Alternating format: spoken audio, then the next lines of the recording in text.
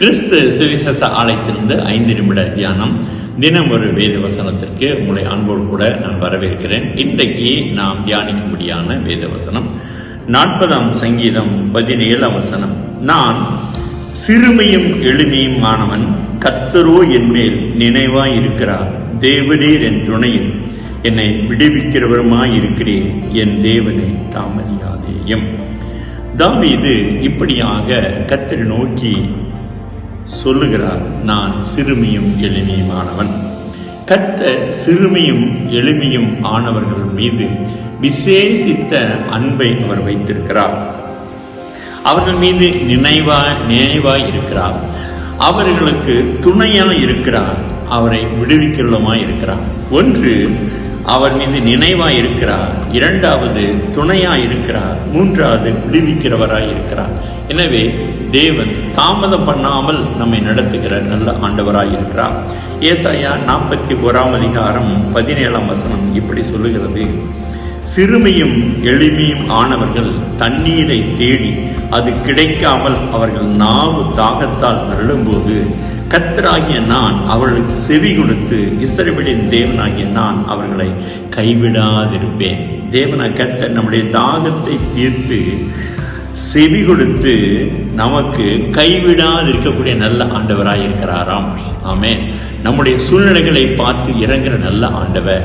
அவர் சிறுமியும் எளிமையும் ஆனவனுக்கு கர்த்தர் நிச்சயமாய் இறங்கக்கூடிய நல்ல ஆண்டவராய் இருக்கிறார்.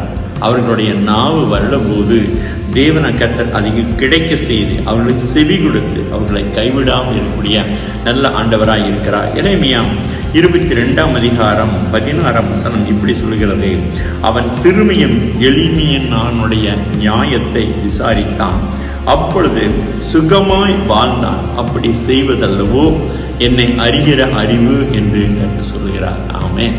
கர்த்தரை அறிகிற அறிவு என்னவென்று சொன்னால் அவரை நோக்கி காத்திருப்பது.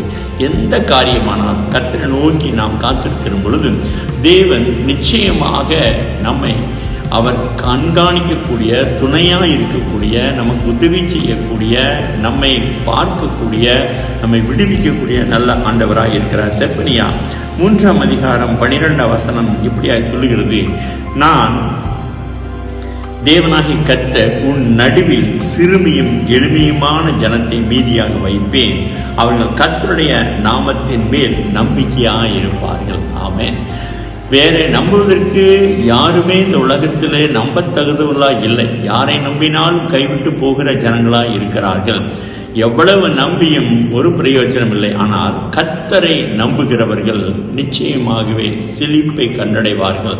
தேவன் துணை நின்று அவர்களுக்கு உதவி செய்யக்கூடிய நல்ல ஆண்டவராய் இருக்கிறார். இப்படித்தான் இந்த வசனம் சொல்லுகிறது, உன் நடுவில் சிறுமியும் எளிமையுமான ஜனத்தை மீதியாக வைப்பேன்.